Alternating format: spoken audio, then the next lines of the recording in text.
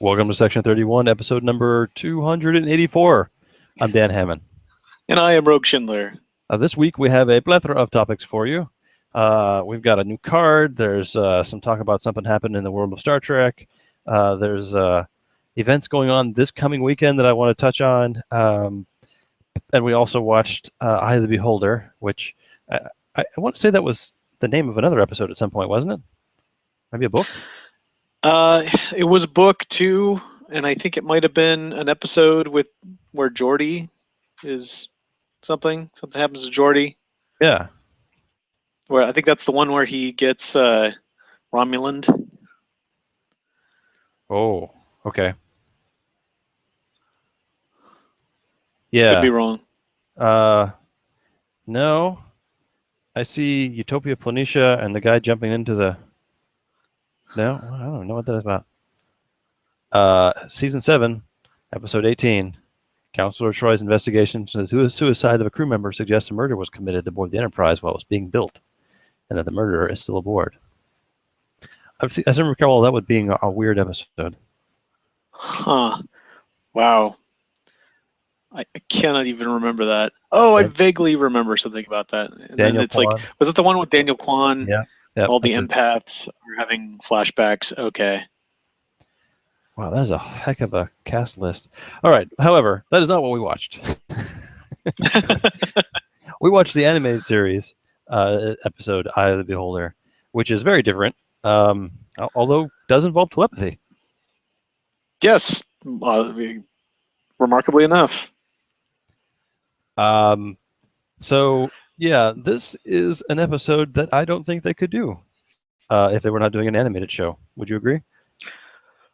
Well, certainly not with that alien race, no.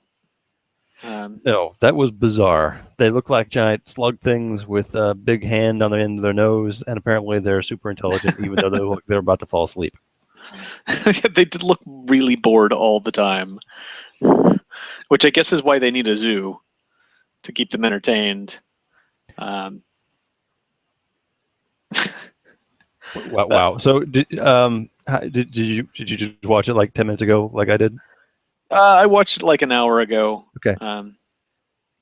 So it pretty good. Adventure hook. The Enterprise has got to go investigate what happened to the last crewed ship or science crew that was here. Although they don't say anything about what happened to their ship. They never saw it in orbit or anything. That was kind of weird. Never sure what happened to that. They don't really address it. Yeah, it sounds like they had a couple-person crew, a 6-member crew, and half of them beamed down, and then the log says they're listening to the log, and the other 3 beam down to go find him. And as he's about to explain himself, Kirk just shuts it off. I was in the neighborhood. So the Kirk, Spock, and McCoy beam down and have a look around, and then they get captured, and they're put in a zoo, and they eventually get out. There was a lot of... I felt like there was a lot of the writers want to write Kirk, Spock, and McCoy dialogue, and we're just going to have that be half the show, which wasn't bad. But yeah, it was a lot. There was a lot of that. Which is funny because that was one of my earliest complaints was like, they're not really doing this, and then they kind of started introducing it, and this was like half the, it's like, when is something going to happen? And like, we're just gonna have quippy dialogue moments here. It was a lot of Spock says something, McCoy snaps at him, Kirk says, "Gentlemen, breaks we got work to do." Yeah. Yeah, that happened a lot. I mean, that would, if it was a drinking game, you'd be out. They eventually they get captured. They get reunited with 3 of the members of the old crew. Apparently, the other 3 apparently the rest didn't make it. Yeah. They managed to these slug with the nose creatures are slightly telepathic, so they managed to convince them to give them a tricorder so that McCoy can help someone. And they decide to use that trick again to get a communicator and have someone beam up. And apparently Scotty missed and beamed up the baby slug, who who goes on a magical adventure with Scotty and saves the day at the end when Kirk is getting mind whammied by multiple of the slug creatures at once. Does that sum it up? Yeah, that's about it. They go through this long, rigorous process of trying to establish any kind of communications with them, and then Scotty shows up at the end with the baby and says, "Oh, I solved it all, Captain. We just had a nice chat, and I told him that we're not evil, and now we all get to go home." Yeah, and they do this every once in a while where they have this just ancient species that's been around for millennia or whatever. This is like the second in a row though, because didn't last week we have the only intelligent race was the alien slavers or something, and Yeah. they fought to extinction? Well, apparently not, because these slug things were around too. And what was it? Tens of thousands of centuries. Like, could you just do math? Like. No, because we don't know what the conversion rate is, and it will take. That's right. It'll take Of Spock their a long centuries. time. Yes. Which, takes Spock a with long no time. explanation about why that conversion is weird. No, that made no sense. Does their planet take 3 times as long to go around their sun? Well, then just We should just say that. Yeah. And then Kirk has to go and then lay down the ultimate insult as they end. Once they're all free to go, we have 2 different parties to beam up, all human. And Spock, I can just feel like Spock is just off camera going, "Hey, to get, that's just nasty. To get mean about it, derogatory." Yeah. Well, okay. Let's go back to positives. This episode, I felt moved. Okay, there were points where they were just talking, but I felt like it kept going. I was never, we didn't have any long pans. I didn't, no problems there. What else can I say that's nice about this? Kind of I want to say we've had this story before, but I can't offhand remember a time when everyone was put in a cage to be somebody in a zoo. The menagerie. Oh yeah, right. There was that. the episode named after a zoo. All right, so forget about that then. And there's like overtones of Squire of Gothos. Is that it? Yeah, with the child version of the super intelligent beings being the key element. I didn't really have any strong feelings about this episode, really. It was very, as they say in the Wastelands, mediocre. Mediocre is exactly the word I was going to use. Yeah. It's just kind of there. It was not. I didn't hate any parts of it, but there were some good dialogue parts, but it was stretched pretty wide. There was nothing I really loved about this episode. But there was nothing I really hated about this episode. By the same, by the same coin, it was all right. It had a decent premise, but it was just not. It was like, okay, this happens and this happens and then this happens and then this happens and then we progress logically and then it's over, and that was it. Yeah, there wasn't really any. I guess kind of at the end when Kirk is being attacked by all the monster thoughts at once was the only real kind of tension in the whole episode. Everything else was pretty laid back and all right, I guess we're going to get carried over here now, and all right, I guess we're going to be in the zoo for a while. And boy, Spock was really fatalistic at one point. Yeah, just kind of spelling it out. I guess we're just going to be here, and we're going to be in the zoo now. I felt like they very much underreacted to a tyrannosaur, not even tyrannosaur, like a Godzilla-sized creature falling on McCoy. That's right. Not even like his legs, like the front half of McCoy. I I'm I like, completely blocked that from my mind, and just I guess oh thanks, I feel okay. I just the air was running a little thin under there. Like you just like got crushed by a lizard. How are you alive? I, I don't I don't get it. Was that was that some kind of story construction where they tried to get at something one way? You know, they were trying to push the thing off, and then they had to change gears and dig them out. Was that some kind of Yeah, uh, uh, I don't know the point of that. In fact, there yeah? was a whole lot of the first half of this episode that I don't know what they were trying to set up. They were clearly meant to be setting up this whole the aliens are intelligent and they're going to capture us and put us in a zoo, but none of that really seemed to connect. It was, hey, look, we have this type of ecosystem and then this completely different type of ecosystem right next door. That's weird. I don't know how you could do that, but it sure is here.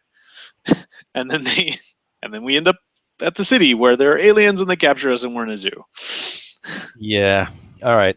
So you know, out of 5 stars, I'd probably put this at about 2.5, maybe a 3.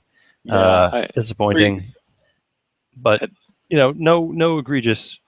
Can't can't don't ever want to see this again. Well, you know, there's been some low points I think so far, and this is Oh definitely not yes, one of them. this is definitely not one of them, and it didn't even really have that many because there was a couple of weird moments, like what is going on, but nothing horrible. So yeah, agreed. 2.5, horrible, thoroughly mediocre. I can't even really think of an interesting card that would come out of this. Uh, telepathic aliens or something. Yeah, Telepathic alien kidnappers. right. There you go. It will just do an AI. AI with the weird snug slug thing carrying the three the three of the the big three down the path. Uh, all right, let's move on. Yeah. Well, Uh, in more exciting Star Trek news, yeah. So it sounds like Star Trek is coming back to television ish in early yes, 2017. television-ish is a great way of putting it. I had to go back and reread the article after somebody commented on it because I immediately shared it. I was very excited. Um, it's a little bit like seeing Star Wars come back. I'm cautiously optimistic. Try not to get too excited about anything these days, but yeah, CBS is back in charge. They're the Paramount parent company. They share the same parent company, Viacom, so that makes sense.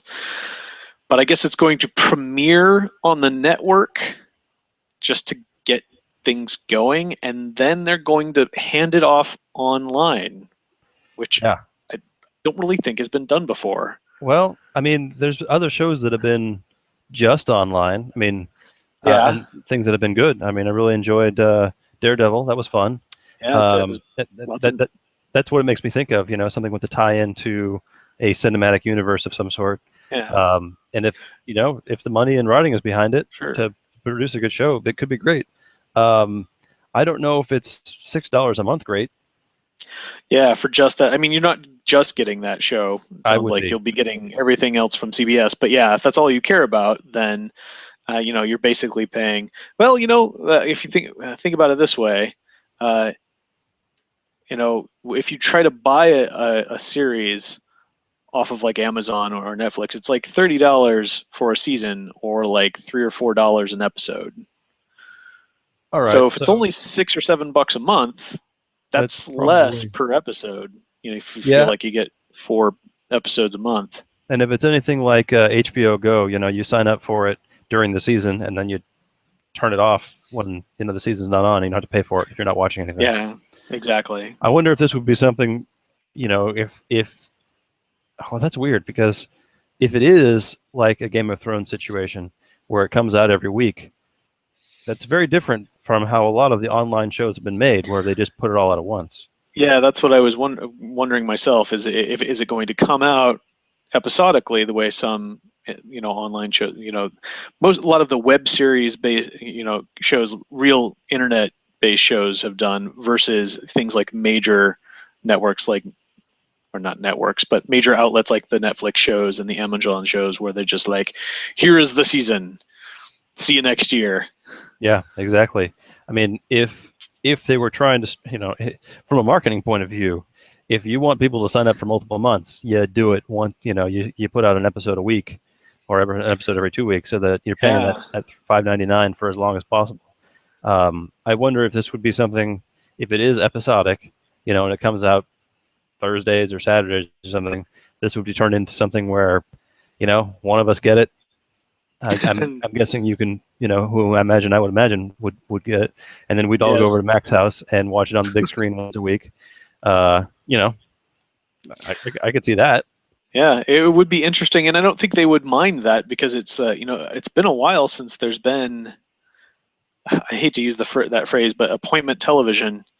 Exactly. Aside from sports, really it's like you can get things whenever you want to watch them. So, I think Game of Thrones kind of had that feel because it was such a limited access thing, being only on HBO and only certain people got HBO Go. HBO Go has expanded a little bit now, so you don't have to have HBO to get access to it. But Game of Thrones really sort of brought that back. It's been a long time since we had gathered to watch something. Uh, Yeah, if it wasn't a uh, sports show or an award show or something like that, there's no reason to, make their schedule be our schedule, right? You just watch it whenever. exactly. But it would be fun to do that with a Star Trek on TV again. Yeah, because you play triples during it, or you if it is something that's like it's going to come on at 8 o'clock on Saturdays is when they release them. Uh, that sounds like a perfect opportunity to have a tournament. The tournament ends at 7:30, and then you watch a new episode of Star Trek. Yeah, That could be pretty amazing. I would totally go for that. yeah. It was interesting. Have you? Obviously, you got wind of the news because you brought it up before I could suggest it. Did you see anything in the way of media talking about it online? Just here and there. I haven't seen anything concrete about what time period it's going to be or what the format's going to be, other than Yeah. they're going to be exploring, and the people behind the reboots are behind it. So I can only guess it's going to be. If I had to guess, it would probably be around that era. You know, Yeah. some other ship in the neighborhood. Yeah, the official statement was very vague and much. It was like we're going to say things without actually saying things because that's what networks are good at. But it's going to be Star Trekky. We're going to explore with worlds and civilizations.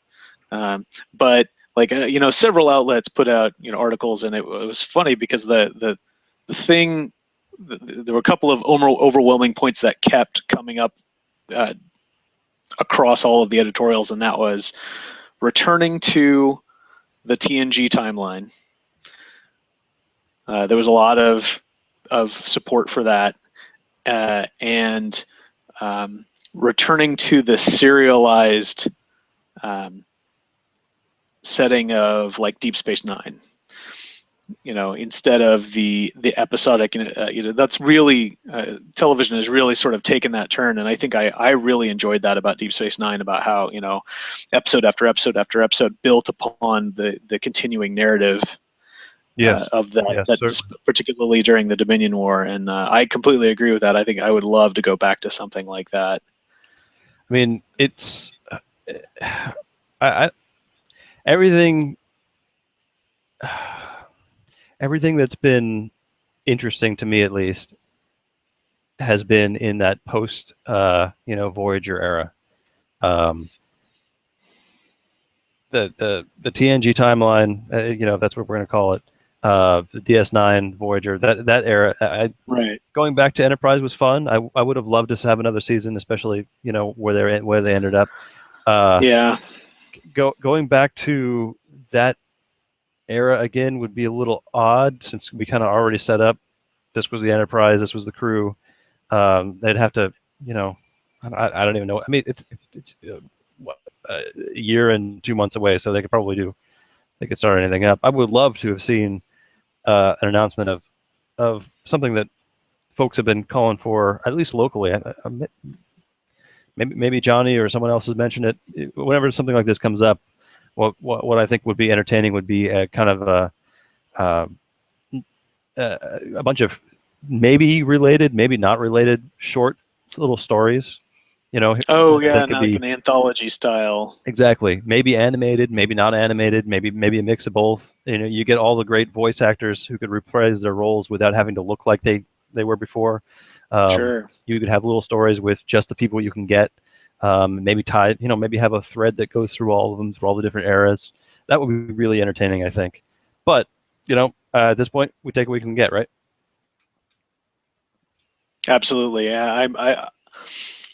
I like that idea. I think Charlie was the one who keeps bringing that up, as far as I can recall, or maybe he heard it from Johnny. But I do like that idea more of as an animated side thing, like like tales from the Star Trek universe, and like you said, you could have you know anybody come in and reprise their voice roles. But for a mainstream, what sounds like it's going to be a prime time series, I think you need to have it's a new ship, a new crew, a solid. These are the characters we're going to follow, um, and pick an established timeline.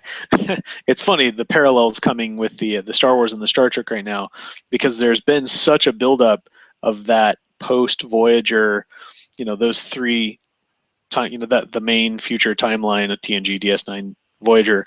Those things kind of coming together in this is the Federation post series timeline, Mm-hmm. all mixed together. They even stopped branding them as this is a TNG novel and this is a DS9 novel because they're all kind of overlapping in the same universe. Um, do they pick up in that, or come in a little bit after that? It'd be nice to have references to that, and I'm sure they want to leave the door open for guest spots, but you don't want to rely too heavily on that, I would say. Yeah, that's. I mean, if you're going to stick, say, here's my problem: the people that are behind it are, at least the names that are released so far are all reboot people.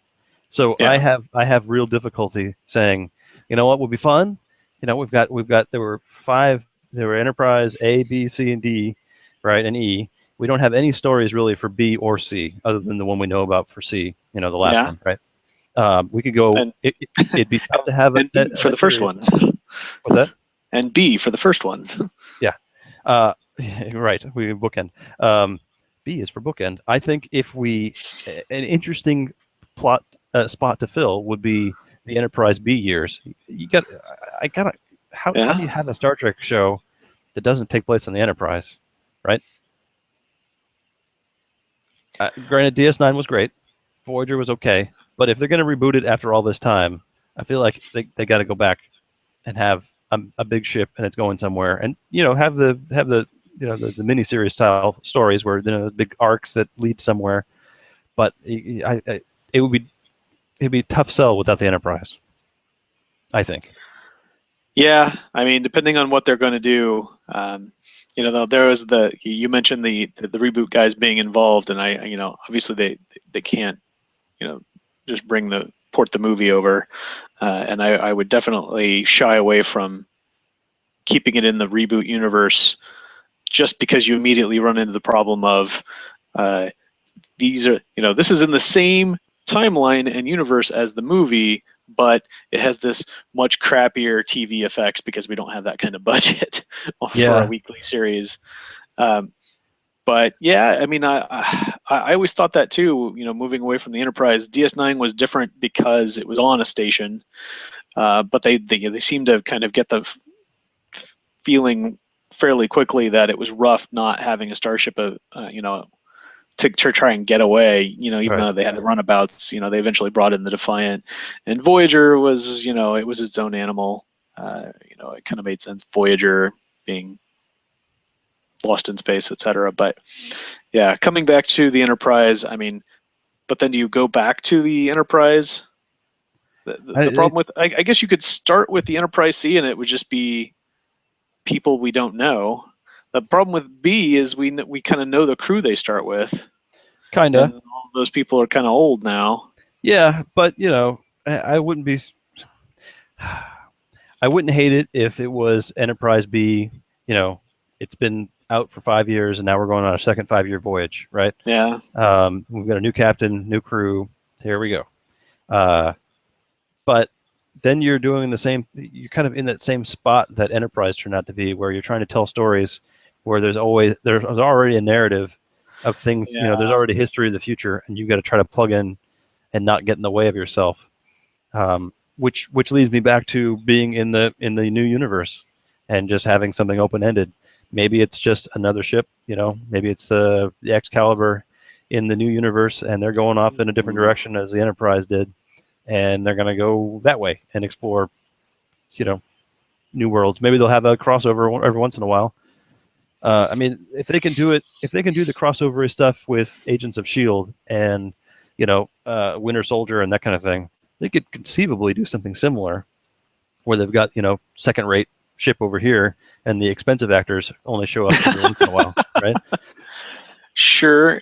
You know, and if they did something more land-based, I think the primary difference being, like as we said, you know, Agents of Shield is all human agents on land doing land type things, and there are no men in transforming, you know, iron suits or gods of thunder that have to fly, or CGI, you know, Super Hulk guys that will eat up that budget. Whereas, you know, if you're going to do a full on 5-year mission style ship based series, that you need to be in space every once in a while.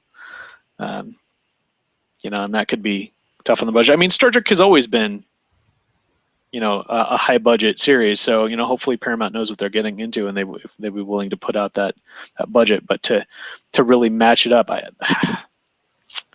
you know, I don't know. Maybe they can pull it off. But that would be really cool if they can. Yeah, I think the biggest, and we'll probably find out within the next few months, is, you know, when. And I think that's the biggest question. When is it going to be? Is it going to be that weird in between two things? Is it going to be in the new universe? You know, is it going to be next generation new universe? Right. So well after the God. movies. Yeah. Oh man, my brain. Uh-huh. Wow. Yeah, well then you put the movies in the same boat as you put Enterprise, though. Yeah, but that's so far apart. You could do anything really. You could do a lot of different things. Maybe they'll bring back the Enterprise J. Who knows? Uh, All right. Well, there's one other bit of things we can talk about, and that is, you know, ties in with what we did at the very beginning of this show. If you read through this release, you can watch all Star Treks on the CBS All Access. That makes me think that we better finish watching the animated series pretty quick, because it's not going to be there for long, right? Well, you know, we've got, you know, till 2017, maybe.